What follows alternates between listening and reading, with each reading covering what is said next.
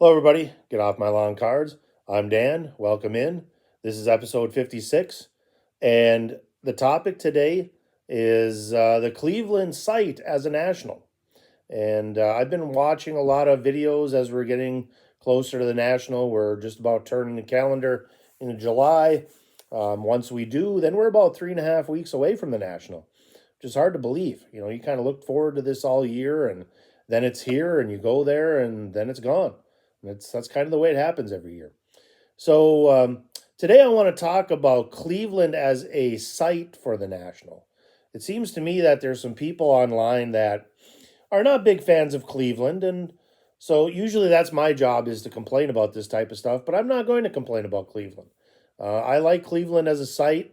I've been to Cleveland twice, and I'm going to talk about some of the benefits of Cleveland as a site. I'll talk about what some of the haters say about Cleveland, and they're entitled to their own opinion. But I just kind of think that Cleveland's a really nice place to be for this show, and I hope that they do it there once in a while. Not that they have to do it there every year, but it's not a bad site, especially for someone like me that lives in the Midwest.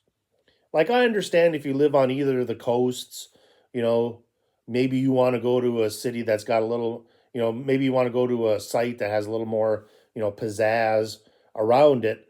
But as a person like me, that I just like the show itself, I'm perfectly fine with where it's at.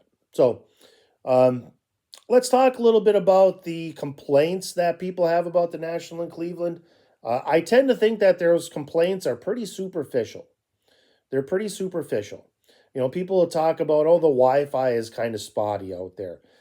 If you've never been to the Cleveland National, the IX Center where they have this is kind of out in the middle of nowhere.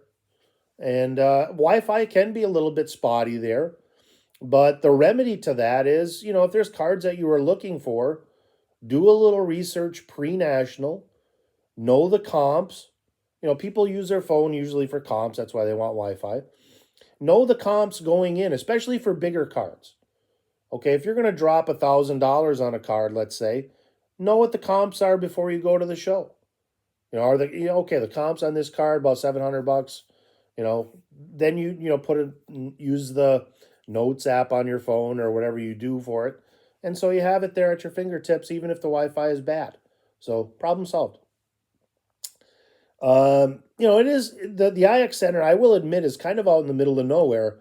Uh, for some people, they don't like it because they want their hotel right by the National. And last year we had a great hotel in Chicago that literally we walked across the street and could go to the National, and that was nice. Don't get me wrong, but that's kind of rare. It's kind of rare to have that, as um, your possibilities. It doesn't always happen. The negative of that, if you have all these buildings around the National, is that traffic is crazy. Chicago is nice, but the traffic is just murderous. It's murderous, and you got to pay tolls to get there. And when we go to Cleveland, we don't have to deal with any of that stuff. The traffic there is so much less. Like, we don't drive to the National from our hotel, but we could, and it wouldn't be that big of a deal. We don't have to fight through a half hour of traffic just to get there. We take a couple side streets and we'd be there. All right, so it's not terrible. Some people complain at the National that the prices are always too high. There's always people that complain about this. I tend to think that's a superficial thing because, number one, not all dealers have high prices. This is going to be my 10th National, and last year it seemed like prices were a little high, but you'll always find dealers that are looking to sell. The people that have high prices generally have stuff that nobody else has or wants to take their stuff home with them because they're not going to sell it. So I tend to believe that prices on good stuff are going to be high. I think that some people that complain about, oh, the prices are too high, want something like a Michael Jordan rookie for $100. Oh, I didn't get that Michael Jordan rookie for $100. Oh, the prices are way too high. It's like, live within the expectations of the hobby a little bit. And there's nothing wrong with saying, hey, would you take this for that card? Or would you take that? Now, granted, if there's $1,000 card, let's say you're interested in, you can't say, well, would you take 100 for it? You're going to get laughed out of the building. But work with people. If you dealers, most dealers, you can work with, and you can shave a little bit off. If you have a $200 worth of cards, you can say, hey, would you take 180 for them? They'll say yes 98% of the time. I mean, so uh, you've got to work with them a little bit. And then on the other hand, if you're a dealer, work with people a little bit. Most dealers have been really flexible. I have been going to shows now for a good 15 years, and I have not run in. I've run into maybe you know bad dealers on the number of bad dealers on one hand in 15 years. What a dealer decides to charge is really up to them. But like I said, they're either going to sell stuff or they're going to go home with it. And at the National, it costs a lot of money to have table space there. So dealers are going to be pretty flexible. Okay. Like I said, people talk about distance to the venue, and yeah, you got to drive a little bit to the venue, but it's not like you got to drive 8 hours to get to the venue from your hotel. Might be 20 minutes, might be 30 minutes. Is that unreasonable? No. Like, a buddy of ours, he had some friends that came down from the UP last year. They rented a house in Chicago, and it took, I don't know, probably 20 minutes for them to get there. Did they complain about it? No, they had a really nice place. They invited us over for a cookout. It was fun, so you just got, there's things you got to deal with when you go there. And like I said, I think a lot of those are just like superficial things that don't have to do with the show as a whole. Like I said, yes, some dealers have high prices, but there's hundreds and hundreds of tables to choose from. Not all of them will be high prices. You can find great deals at the National every single year. Okay, so that's the negative people about it. And that's usually my job, by the way, like I said. But I'll talk about positives of the Cleveland National. I've been there twice. This will be the third time. The IX Center is a really big space. There's a lot of room to stretch out. My guess is because the hobby has grown so much since they had the National there last, that they might be putting a few more tables in, which means less space to kind of stretch out and sit down and maybe eat lunch or something. But the good thing is more dealers, more cards, more possibilities for buys. You have to kind of balance it out. A lot less traffic in Cleveland than there is in Chicago. All right. No matter what time we leave the National, we leave on Sundays from the National from Chicago. And no matter what time we leave, it could be 10 in the morning, could be noon, could be 2 in the afternoon, whatever time, it's always an hour and a half to get out of the city. Always. Traffic dead stops. It's terrible. It's the worst thing about the Chicago National. Traffic on the way out. Cleveland, you take the exit, you're on your way. All right. Now it's a little further for us to drive, but it balances out because there's usually less traffic. All right. Usually quite a bit less traffic. The hotel that we have in Cleveland is nice. It's more of a condo than a hotel. And we've been there a couple times. They've got pool, jacuzzi. They've had hospitality hours where they have, free food and drink in the evening. They have that a couple days a week. Free breakfast in the morning, which is nice. Our hotel, and they have a really good shuttle service that takes you right to the IX Center.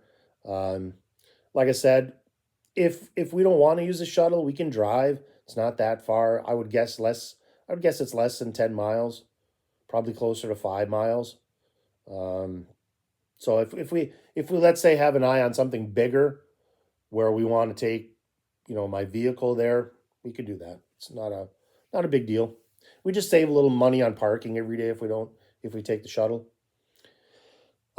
Generally costs are less. I think like our hotel is less. If we want to go out to eat, there's restaurants that are you can walk from the hotel. It's not Morton Steakhouse like in Chicago. Everybody talks about that, like blowing money on a steak when, if you have a decent grill at home, you can get a good steak. you know, um, like last time I think we were in Cleveland, there was a Chinese place that we went to that was really good. So the costs are kind of less. In Chicago, it's just crazy all the time. I in the two times I've been to Cleveland, the deals have been really good.